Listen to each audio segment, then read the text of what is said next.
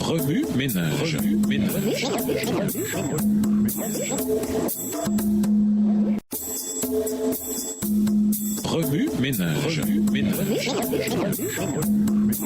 Bienvenue dans votre émission. Remue-ménage. Nous voilà à la leçon de dimanche. Intérioriser la croix et le marteau. L'Apocalypse, dernier livre de la Bible, se focalise sur le point culminant de la longue controverse entre le bien et le mal. Lucifer, un ange rebelle, a contesté la justice, l'équité et la sagesse de Dieu, prétendant que Dieu est injuste et inique dans sa façon de gérer l'univers. Le jugement final de l'Apocalypse est au centre même de ce conflit portant sur le caractère de Dieu. Craignez Dieu et donnez-lui gloire, car l'heure de son jugement est venue, et adorez celui qui a fait le ciel et la terre et la mer et les sources d'eau. Apocalypse 14, verset 7, version du second. L'évangile et le jugement, tous deux faisant partie du message du premier ange, sont indissociablement liés. S'il n'y avait pas l'évangile éternel ou bonne nouvelle éternelle, nous n'aurions aucune espérance face au jugement imminent. En fait, comme nous le verrons, l'évangile éternel est notre seule espérance à l'approche du jugement. Il ne fait aucun doute que l'annonce du jugement constitue une partie de l'évangile. Au cours du jugement, les mondes non déchus verront que Dieu a fait tout ce qu'il pouvait pour sauver chaque être humain. Le jugement révèle la justice et la miséricorde de Dieu. Il dévoile quelque chose sur l'amour et la loi de Dieu. Il témoigne de la gracieuse volonté de Dieu de sauver et de sa puissance pour délivrer. Le jugement fait partie de la solution ultime de Dieu au problème du péché. Sur la croix, le Créateur a réfuté les accusations de Satan, mais dans le jugement, il prouvera qu'il a vraiment fait tout ce qui était possible pour nous sauver. Lors du jugement, les registres infinis, exacts et détaillés du ciel seront ouverts. Voir Daniel 7, le verset 10. Nous sommes si précieux pour Dieu que l'univers tout entier s'arrêtera pour considérer les choix que nous avons faits à la lumière de l'appel du Saint-Esprit et de la rédemption si librement offerte par le Christ sur la croix du Calvaire. La croix et le jugement révèlent que Dieu est juste et miséricordieux. La loi exige la mort du pécheur. La justice dit, le salaire que paie le péché, c'est la mort. Mais la miséricorde, elle, répond, le don que Dieu accorde gratuitement, c'est la vie éternelle dans l'union avec Jésus-Christ notre Seigneur. Romains 6, verset 23. Si la loi de Dieu pouvait être modifiée ou abolie, la mort de Jésus serait totalement inutile. La mort du Christ établit la nature éternelle de la loi et la loi constitue la base même du jugement. Nos œuvres révèlent nos choix et notre loyauté envers Dieu. Selon Éphésiens 2, les versets 8 et 9, c'est par la grâce de Dieu que vous avez été sauvés au moyen de la foi. Ce salut n'est pas le résultat de vos efforts et ainsi personne ne peut se vanter. Mais en nous sauvant, Jésus nous transforme aussi car Dieu nous a formés et nous a créés dans notre union avec Jésus-Christ pour que nous menions une vie riche en actions bonnes.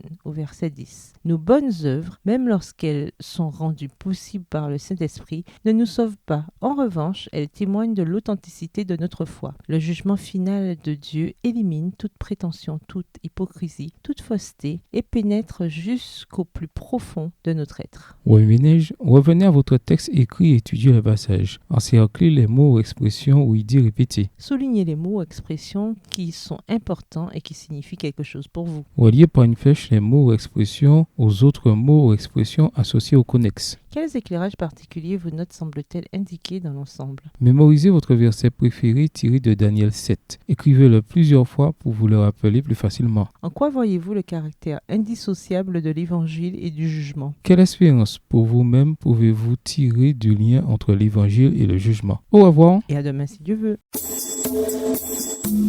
Remue ménage. Remue ménage.